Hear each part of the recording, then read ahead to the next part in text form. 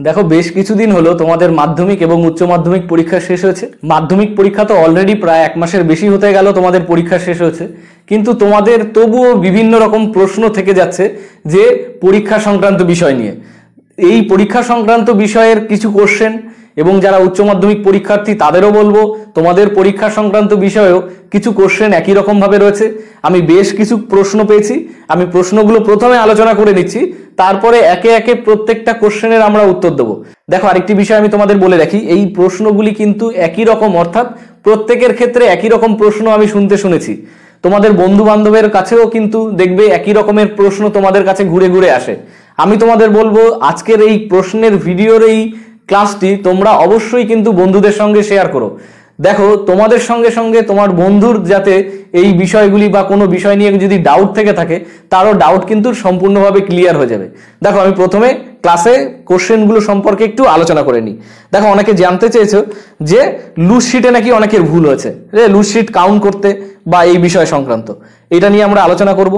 আবার অনেকে জানতে চেয়েছে মাধ্যমিক এবং উচ্চ মাধ্যমিকে যে পাস নম্বর, বা অনেকে বলছে কি সবাইকে কি এই বছর পাস করিয়ে দেবে। আসছি আমি একে একে। তারপরে দেখছো তারপরে কোশ্চেন রয়েছে কি গ্রেস নাম্বার কি দেওয়া হবে কিনা, যে নাম্বার অনেকে কম পেয়ে যায় সেক্ষেত্রে 1-2 নাম্বার কম থাকলে বাড়িয়ে দেওয়া হয় কিনা সেই বিষয়টি। ও একই সঙ্গে সঙ্গে অনেকের প্রশ্ন রয়েছে যে দেওয়া হলে কিভাবে দেওয়া হবে। আচ্ছা মাধ্যমিক উচ্চ মাধ্যমিকের রেজাল্ট কবে বের হবে। আচ্ছা আমরা আসছি পরপর। দাগ নম্বর দিতে ভুলে যাওয়ার কারণে বা বড় কোশ্চেনের দাগ নম্বর দিতে ভুলে গেছে, আচ্ছা ঠিক আছে, লুজ শিটের সমস্যা, ঠিক আছে। একজন লিখেছে যে রোল নাম্বারের ক্ষেত্রেও তার নাকি রোল নাম্বার লিখতে ভুল হয়েছে। আচ্ছা আমরা আসছি একে একে। আচ্ছা আরেকজনের প্রশ্ন রয়েছে মেইন খাতার উপর টোটাল যে আমরা লুজ শিট নিই সেই লুজ শিট কাউন্ট করতে ভুল হয়েছে। আচ্ছা বেশ। আচ্ছা আমরা তাহলে একে একে প্রত্যেকটি কোশ্চেন নিয়ে আলোচনা করব। প্রথম কোশ্চেন আমরা আলোচনা করি যে মাধ্যমিক এবং উচ্চ মাধ্যমিকে সবাইকে কি পাস করিয়ে দেবে কিনা। আচ্ছা কি আবদার, তোমাদের ইচ্ছেটা কি। দেখো গত বছর প্রায় 9 লাখ মতো পরীক্ষা দিয়েছে মাধ্যমিক পরীক্ষা, পাস করেছে 7 লাখ মতো, তাহলে 2 লাখ কি হলো। এই যে ভুল ধারণা বা ভ্রান্ত ধারণা এগুলো তোমরা কিভাবে নিয়ে থাকতে পারো বলো। দেখো প্রত্যেকটি পরীক্ষায় সে মাধ্যমিক হোক উচ্চ মাধ্যমিক হোক, দেখো পরীক্ষায় কিছু ছাত্রছাত্রী কিন্তু উত্তীর্ণ হতে পারবে না, এবং এটি মানে সম্পূর্ণভাবে ঠিক। দেখো কোনো পরীক্ষাতেই সম্পূর্ণ ছেলেমেয়েরা কিন্তু সম্পূর্ণভাবে উত্তীর্ণ হতে পারে না, কিছু না কিছু ছেলে মেয়ে কিন্তু রয়েই যায়। অতএব এই ধারণা মাথায় রেখো না যে এই বছর বিশেষ কোনো কারণে হয়তো তোমাদের পাস করিয়ে দেওয়া হবে সকলকে, এইটি কিন্তু হবে না। তবে হ্যাঁ এর সঙ্গে সঙ্গে আমি বলে রাখি যারা গ্রেস মার্কের কথা উল্লেখ করেছো, দেখো গ্রেস মার্ক বিষয়টি কি, যে আমাদের মাধ্যমিকের ক্ষেত্রে আমি প্রথমে বলছি, তারপর উচ্চ মাধ্যমিকের ক্ষেত্রেও বলছি। মাধ্যমিকের ক্ষেত্রে কি রয়েছে, যে আমাদের যে সাবজেক্টগুলি রয়েছে, ধরো বাংলা, ইংরেজি, ইতিহাস, ভূগোল, ভৌতবিজ্ঞান, জীবনবিজ্ঞান, অঙ্ক, এইভাবে যে প্রত্যেকটা সাবজেক্ট রয়েছে আমাদের প্রত্যেকের সাবজেক্টের একটা পাস মার্ক রয়েছে। এবার দেখা গেল কি যে কেউ হয়তো সবকটি সাবজেক্টে পাস করে গেছে, কিন্তু ইংরেজিতে বা অঙ্কে হয়তো সে 28-29 পেয়ে গেছে, সেক্ষেত্রে কি হবে। দেখো এই বিষয়টি কিন্তু অবশ্যই বিবেচনার বিষয় এবং বোর্ডের বিবেচনার বিষয়। এটি আমি বলছি মানে এরকমই নয় যে 28-29 এই নম্বরটি পেয়েও পাস করা যায়, এরকম না। এই বিষয়টি কিন্তু সম্পূর্ণ বোর্ডের উপর নির্ভর করে। তবে হ্যাঁ প্রতি বছরই কিছু গ্রেস নম্বর কিন্তু দিয়ে দেওয়া হয় যাতে ওই ছেলেগুলো উত্তীর্ণ হতে পারে বা ওই মেয়েগুলো উত্তীর্ণ হতে পারে। দেখো এভাবে ঠিক যদি কোনো একটি বিষয়ে কেউ হয়তো 1 নম্বরের জন্য বা 2 নম্বরের জন্য আটকে গেল, সেক্ষেত্রে আমার ধারণা বোর্ড বা পর্ষদ এই বছরও হয়তো তোমাদের ওই গ্রেস নম্বরটি দিয়ে দেবে। এবং উচ্চ মাধ্যমিকের ক্ষেত্রেও আমি একই কথা বলবো। তবে আমি বলতে পারি দেখো মাধ্যমিকের থেকে উচ্চ মাধ্যমিকের যে সাবজেক্টগুলো আমরা সাধারণত পরীক্ষা দিই, যদি প্র্যাকটিক্যাল বেস সাবজেক্ট হয় তাহলে সেক্ষেত্রে 20 নম্বর 30 নম্বর তো স্কুলের হাতে থাকে এবং প্র্যাকটিক্যাল বা প্রজেক্টের নাম্বার থাকে। এরপরেও তোমাদের যদি পাশ করার ক্ষেত্রে বিশেষ অসুবিধে হয় তাহলে কিন্তু সেটা একটি বড় চিন্তার বিষয়। এই বিষয়গুলো কিন্তু আমাদের ভাবতে হবে। দেখো গ্রেস নাম্বার হয়তো উচ্চ মাধ্যমিকের ক্ষেত্রেও ওই একই রকম ভাবে হয়তো দিয়ে দেবে। ধরো বাংলা, ইংরেজি কমন সাবজেক্ট এবং তার সঙ্গে আমাকে 3টে সাবজেক্ট নিতে হচ্ছে। এক্ষেত্রেও দেখা গেল বাংলা, ইংরেজি বা কেউ যদি সায়েন্সের সাবজেক্ট নিয়ে থাকো, যে কেমিস্ট্রি, ফিজিক্স, ম্যাথ, এর মধ্যে যদি কোনো একটি সাবজেক্টে হয়তো সে পাস মার্কের থেকে 1-2 নাম্বার পেয়েছে কম, তাকে কিন্তু গ্রেস দিয়ে পাস করিয়ে দেওয়া হতে পারে। তবে দেখো এইভাবে যে গ্রেস পেয়ে আমি পাস করে যাব এই আশা করাটা কি ঠিক, তোমার কি মতামত অবশ্যই কমেন্ট বক্সে কিন্তু কমেন্ট করে আমায় জানিও। আচ্ছা এবার আমরা নেক্সট কোশ্চেনে চলে আসি। পরের কোশ্চেন আমাদের বলছে যে মাধ্যমিক উচ্চ মাধ্যমিকের রেজাল্ট কবে বের হবে। দেখো পর্ষদ থেকে এখনো পর্যন্ত অফিসিয়ালি কোনো নোটিশ বার করেনি যে তোমাদের রেজাল্ট অমুক তারিখে দেওয়া হবে, সে মাধ্যমিকের ক্ষেত্রে হোক উচ্চ মাধ্যমিকের ক্ষেত্রে হোক। তবে বিগত বছরে দেখা গেছে কি সাধারণত মাধ্যমিক পরীক্ষার 3 মাস অর্থাৎ 90 দিন এর মধ্যে কিন্তু রেজাল্ট আউট হয়। এবং 90 দিন মানে যে 90 দিনের কাছাকাছি গিয়ে হয় তাও না। এর বিগত বছরে আগের বছরগুলোতে কি হয়েছে, প্রায় 82 দিন থেকে 85 দিনের মাথায় কিন্তু রেজাল্ট আউট হয়ে গেছে। অলরেডি কিন্তু তোমরা 1 মাস অতিক্রম করে ফেলেছো মাধ্যমিক পরীক্ষার্থীদের বলছি। আর উচ্চ মাধ্যমিক পরীক্ষার্থীরা যারা সবে পরীক্ষা শেষ করলে তাদের বলবো মাধ্যমিক পরীক্ষার থেকে 1 সপ্তাহ এর মধ্যেই কিন্তু তোমরা তোমাদের রেজাল্টও আমি আশা করি তোমরা পেয়ে যাবে। তবে এই বছর আমার ধারণা এই বছর যেটি 90 দিনের কাছে হয়, আমার মনে হচ্ছে এই বছর আরো কম করে 10 দিন আগে তোমাদের রেজাল্ট এগিয়ে আসতে পারে। সেগুলো বিভিন্ন রকম কারণ রয়েছে, তোমরা জানো ইলেকশনের কারণ রয়েছে বা অন্যান্য কাজ রয়েছে বিভিন্ন রকম। তাছাড়াও সিলেবাস পরিবর্তনের কথা বিভিন্নভাবে আলোচনা হচ্ছে। এই বিভিন্ন কারণে হয়তো রেজাল্ট আউটের দিন কিছুটা আগিয়ে আসতে পারে। তবে তুমি ধরে নাও ওই 80 দিনের কাছাকাছি এরকম একটা সময় গিয়ে কিন্তু তোমাদের রেজাল্ট আউট হবে। এবং মাধ্যমিকের রেজাল্ট আউট হওয়ার 1 সপ্তাহের মধ্যেই ধরে নাও যে হাই সেকেন্ডারিরও অর্থাৎ উচ্চ মাধ্যমিকেরও রেজাল্ট আউট হয়ে যাবে বলে আমরা আশা করি।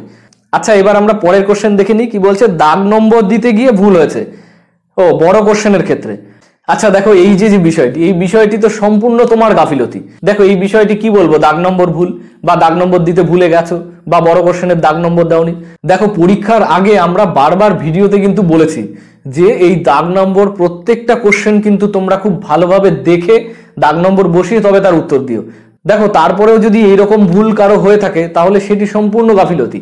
তবে আমি বলতে পারি যে অনেক ক্ষেত্রে কি হয়, খুব তাড়াহুড়ো করে লিখতে গিয়ে অনেকের ভুল হয়ে যেতে পারে, হ্যাঁ ঠিক আছে, কোনো ব্যাপার নয়। তবে দেখো একটা জিনিস মনে রাখো বা ভালোভাবে বুঝে নাও যে শর্ট কোশ্চেনগুলো আমরা লিখি, মাল্টিপল চয়েস বা এসএকিউ কোশ্চেনগুলি যদি তোমার খাতায় তুমি একই জায়গায় লিখে থাকো এবং শর্ট কোশ্চেন মাল্টিপল চয়েসের কোশ্চেনটি ওই একই জায়গায় শেষ করে থাকো এবং সেক্ষেত্রে কোনো দাগ নাম্বারের হয়তো তুমি ভুল করে গেলে যে তোমার দাগ নাম্বার পড়েনি, এরকম হলে অনেক ক্ষেত্রে এক্সামিনার হয়তো সেই প্রশ্নের তোমার নম্বর দিয়ে দেবে, তার কারণ একই জায়গায় রয়েছে, তার খাতা দেখতে অসুবিধে হয় না। কিন্তু ধরো তুমি মনে করো যে প্রথম 4টে এমসিকিউ কোশ্চেনের উত্তর তুমি প্রথম পৃষ্ঠায় লিখেছো এবং একদম শেষে বা লুজের মাঝের দিকে কোনো একটি অংশে গিয়ে আর বাকি এমসিকিউ কোশ্চেন লিখেছো, সেক্ষেত্রে কিন্তু অনেক সময় ওই দাগ নম্বর না দেওয়ার কারণে ওই এক্সামিনারের কিন্তু ওই খাতা দেখতে অসুবিধে হতে পারে। এক্ষেত্রে তিনি ওভারলুক করে যেতে পারেন বা তার সম্পূর্ণ ইচ্ছের উপর নির্ভর করছে তুমি ওই প্রশ্নের উত্তর লেখা সত্ত্বেও তুমি নম্বর পাবে কিনা। দেখো আমি বারবার বলেছি যে প্রত্যেকটি প্রশ্নের দাগ নম্বর ঠিক করে দেওয়ার চেষ্টা করো তোমরা। দেখো বড় কোশ্চেনের ক্ষেত্রে যে প্রশ্নটি করেছে, যে বড় কোশ্চেনের ক্ষেত্রে তার দাগ নম্বরে ভুল হয়েছে। দেখো যদি লুজ শিটগুলো তোমাদের পরপর সাজানো থাকে সেক্ষেত্রে দাগ নম্বর ভুল হলেও কিন্তু অনেকটা অংশে বোঝা যায়। নিশ্চয়ই তোমার একটি বড় কোশ্চেন লিখতে গিয়ে একটি পৃষ্ঠার মধ্যে তোমার উত্তর শেষ হয়ে যাবে না, বা যদিও যায় সেক্ষেত্রে তুমি যদি দাগ নম্বর না দিয়েও থাকো অনেক সময় কি হয়, গোটা প্রশ্নটি একটি পৃষ্ঠা জুড়ে থাকার কারণে ওই উত্তরটি কিন্তু এক্সামিনারের চোখে পড়ে যায় এবং তিনি হয়তো দেখেও নিতে পারেন। এবং এক্ষেত্রেও আমি বলবো যে এক্সামিনারের ইচ্ছের উপর নির্ভর করবে সম্পূর্ণ যে তোমার ওই প্রশ্নের উত্তরের নম্বর তুমি পাবে কিনা।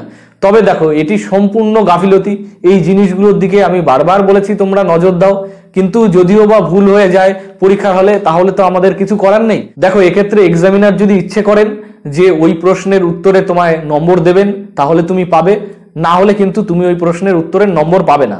আচ্ছা আমরা চলে আসি পরের প্রশ্নে। দেখো পরের যে কোশ্চেন রয়েছে যে লুজ শিটের কাউন্টিং এ ভুল হয়েছে। লুজ শিটের কাউন্টিং মানে আমি প্রশ্নটি ভালোভাবে বুঝতে পারিনি। আবার আরেকটি কোশ্চেন এর সঙ্গেও রয়েছে, একজন জানতে চেয়েছে যে মেইন খাতার উপরে লুজ শিটের যে আমরা কাউন্ট করি সেই কাউন্টে তার নাকি কোনো একটি ভুল হয়েছে। আচ্ছা দেখো এক্ষেত্রে দুটো সমস্যা হতে পারে। কি রকম সমস্যা, আমরা মেইন খাতার সঙ্গে তো লুজ শিটটা সুতো দিয়ে বেঁধে দিই ভালো করে। দেখো মেইন খাতার উপরে আমরা লুজ শিটের কাউন্ট করে রাখি এবং সেই কাউন্টটি দেখে কিন্তু পরীক্ষার হলে যিনি থাকেন তিনি কিন্তু সাইন করে দেন।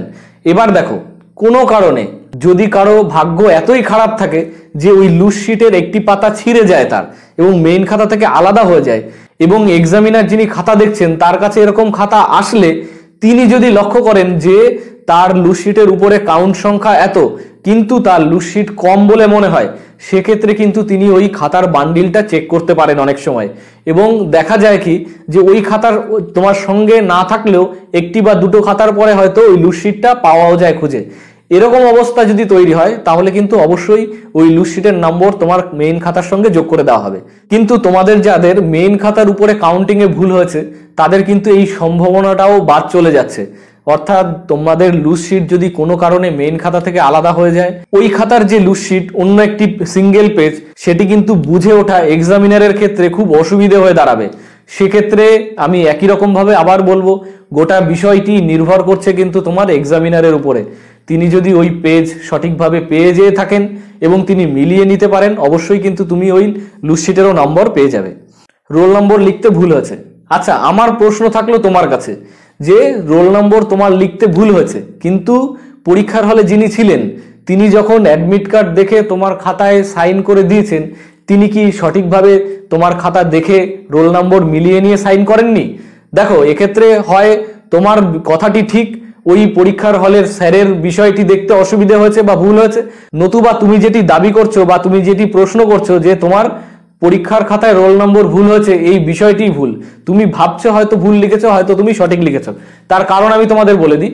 দেখো, প্রত্যেকটি স্যার ম্যাডাম কিন্তু পরীক্ষার হলে প্রত্যেক স্টুডেন্টের অ্যাডমিট কার্ড দেখেন এবং অ্যাডমিট কার্ডের রোল নম্বর, রেজিস্ট্রেশন নম্বর এবং সঙ্গে সঙ্গে নাম এবং নামের বানানও কিন্তু চেক করেন। আমার মনে হয় সম্পূর্ণভাবে আমি তোমাকে বলতে পারি যে শিক্ষকের দ্বারা কোনোরূপ ভুল হয়নি। তুমি মনে করে দেখো ভালোভাবে যে তোমার রোল নাম্বার হয়তো ঠিকই লেখা হয়েছে, তুমি অনুমান করছো হয়তো ভুল আছে। দেখো, এত টেনশন করতে হবে না, রোল নাম্বার সাধারণত ঠিকই লেখা হয়, কারণ রোল নম্বর কিন্তু ক্লাসরুমের ওই শিক্ষক বা শিক্ষিকা দ্বারা একবার চেক হয়ে যায়। অতএব আমি তোমায় বলবো, অযথা চিন্তা করো না। এই বিষয়গুলো দুশ্চিন্তা থেকে আমাদের মনের মধ্যে আসে। তবে সত্যিই যদি রোল নাম্বার ভুল হয়ে থাকে তাহলে সেক্ষেত্রেও তোমার চিন্তা করার কারণ নেই, কারণ তুমি যে অ্যাটেন্ডেন্স শিটে সাইন করেছো ওই পরীক্ষার ডেটে, সেই অ্যাটেন্ডেন্স শিটেও কিন্তু তোমার রোল নম্বর লেখা থাকে এবং একটি বাঞ্চ, যে বাঞ্চটি ধরো প্যাকেটের মধ্যে করা থাকে যে এত রোল নাম্বার থেকে এত নম্বর, ওই রোল নম্বরগুলি কিন্তু যখন প্যাকেট করা হয় যে তোমার খাতা কোন জায়গা থেকে যাবে, সেই অবস্থাতেও কিন্তু রোল নাম্বারগুলো একবার চেক করে প্যাকেটের মধ্যে করা হয়। অতএব তুমি দুশ্চিন্তা করো না, তোমার এই খাতার নম্বর তুমি সঠিকভাবে পেয়ে যাবে বলে আমি আশা করি। দেখো, রেজাল্ট বেরোনোর পরে আমি আশা করব তুমি যে কোশ্চেনটি করেছো, তুমি যদি এই ভিডিওটি দেখে থাকো অবশ্যই এই ভিডিওর কমেন্ট সেকশনে কিন্তু এসে কমেন্ট করে তোমার রেজাল্ট আমাকে জানিও। আচ্ছা, এই ছিল আজকের প্রশ্ন, তোমাদের যে প্রশ্নগুলো নিয়ে তোমরা চিন্তিত ছিলে মাধ্যমিক এবং উচ্চ মাধ্যমিক পরীক্ষার্থীরা। এছাড়াও যদি তোমাদের কোনো প্রশ্ন থাকে অবশ্যই কমেন্ট সেকশনে কমেন্ট করে আমায় জানিও, আমি ওই কমেন্ট সেকশনেই তোমাদের প্রশ্নের উত্তর দিয়ে দেবো। আরেকটি বিষয় তোমাদের বলে রাখি, দেখো, যেহেতু একই ধরনের প্রশ্ন তোমাদের অনেকের মনেই ঘোরাঘুরি করে, অতএব আমি তোমাদের বলবো এই ভিডিওটি অবশ্যই তুমি তোমার বন্ধুর সঙ্গে শেয়ার করো এবং এই চ্যানেলে যদি তুমি প্রথমবার এসে থাকো অবশ্যই চ্যানেলটি সাবস্ক্রাইব করে নিও। ডান দিকের নোটিফিকেশন বেলটি কিন্তু অবশ্যই অন করে রাখবে, তাতে নতুন ভিডিও আপলোড হওয়ার সঙ্গে সঙ্গে তোমাদের কাছে নোটিফিকেশন পৌঁছে যাবে। আজকের ভিডিওটি তাহলে এখানেই শেষ করছি, দেখা হবে অন্য একটি ভিডিওতে। ভালো থেকো, সাবধানে থেকো, সুস্থ থেকো।